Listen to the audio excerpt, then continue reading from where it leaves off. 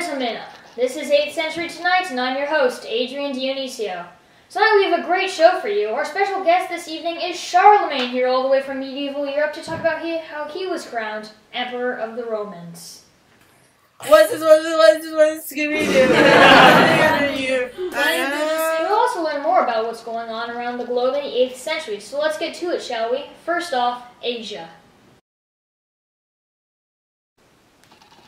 Japan's emperor has moved the capital from Osaka to the city of Nara to avoid the, quote, pollution of his predecessor's death.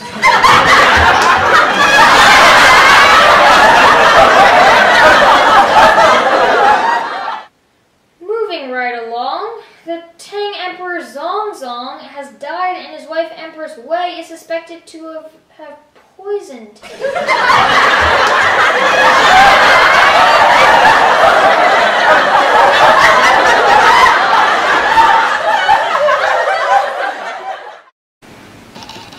Apparently, the Empress has upset her people and they are now calling for her to be ousted from power. We caught up with a Buddhist monk to get his opinion. Sir, do you think the Empress killed her husband to gain control of the region? Do you think she should be removed from power? I couldn't have said it any better myself, sir. Back to you, Adrian. Very powerful stuff. Alright. Wait, what? Oh God. Apparently Japan has suffered a smallpox epidemic and nearly 1/3 of the population has perished. Let's go to the live feed in Japan. We're out today! We're out today! Whoa. Back to China. It seems the Chinese have figured out that boiled water is safer to drink. To flavor the hot liquid, they have started submerging shrubbery into their cups and calling it tea. It could just be the invention of the century. Let's learn more about this tea.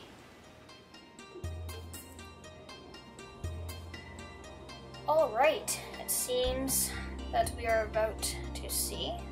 Alright, so they must first boil some very hot water in a big pot. Then you must remove the lid, I'm guessing to let it steam out or cool down. They then prepare the materials, check if it's hot enough. Now that seems to be, I believe, shrubbery. Yes, that is the shrubbery that they will be using to make the tea. It appears to be green, maybe spices of some sort. Let's see what they do next. Oh, so next they pour the hot water in and they begin to mix it in so you do not have clumps of the powder, the flavored powder in your water. They mix it in thoroughly, brush slowly and steadily, but very harshly. She is now ready to give him the tea. Seems that she spins the bowl. Now she traditionally will bow.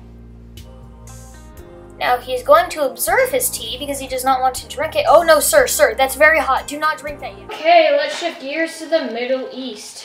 Something called math is sweeping west through Arabia and the scholars are really getting into it.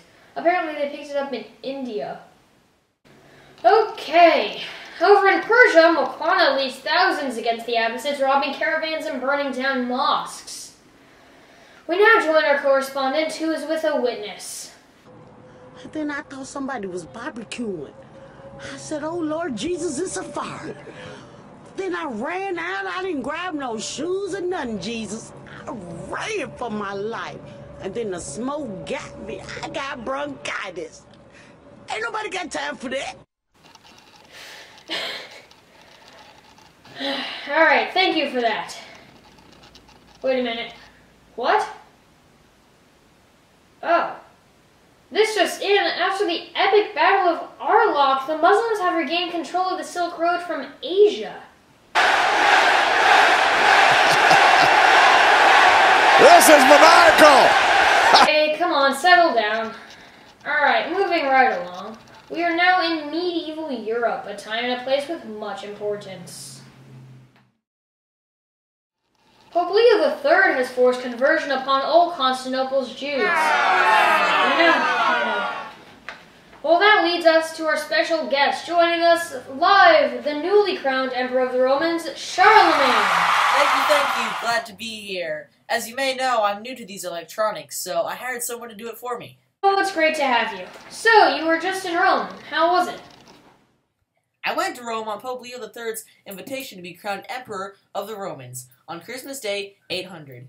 In doing this, the Pope received military support from the Vatican, and I gained the authority to reunify the Roman Empire. How is it being the, Emperor of Rome? Yeah, so far it's been a great experience. So happy that Pope Leo chose me as the Emperor. Alright, well thank you for going through all that trouble. It was great talking to you, and thank you for joining us. Yeah, I've had a great time. Thanks for having me. Wait, how do I... Charlemagne, everybody. Alright, and now time for our peasant question of the week. Our question is, what are some emerging patterns during the 8th century? Sir, do you know any themes in the 8th century? I don't know, man. Are you sure? Themes in the 8th century? No. Are you sure? In the 8th century? People were cuckoo. There's no luck, so we're going back to the studio.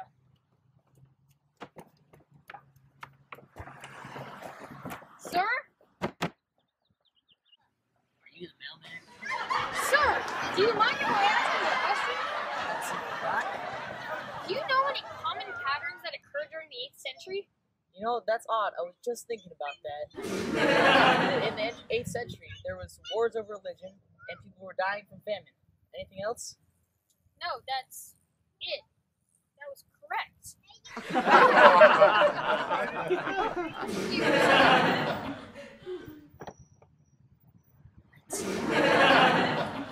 Alright, lastly we move on to the Americas, which have been on a steady decline for some time now.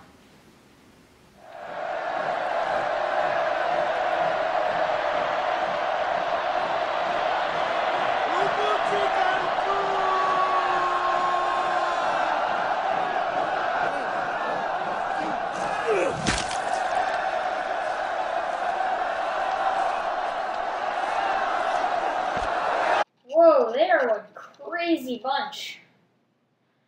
Mayan city-states have begun to break down, and malnutrition is on the rise, creating a diminishing food supply. They're on the verge of destruction. Unlike Europe and the Middle East, where the feudal system is growing in acceptance, the Americas can't quite seem to figure it out. And according to Frank Smetho's website, in the city of Teotihuacan, structures belonging to the elites of the city have been burned to the ground. Apparently the Aztecs have been venturing off into surrounding areas and raiding and looting.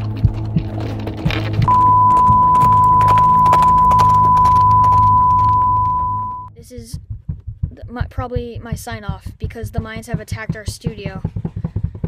They're burning things down. I have to be quiet. This is Adrian Dionisio sign-off of 8th Century Tonight.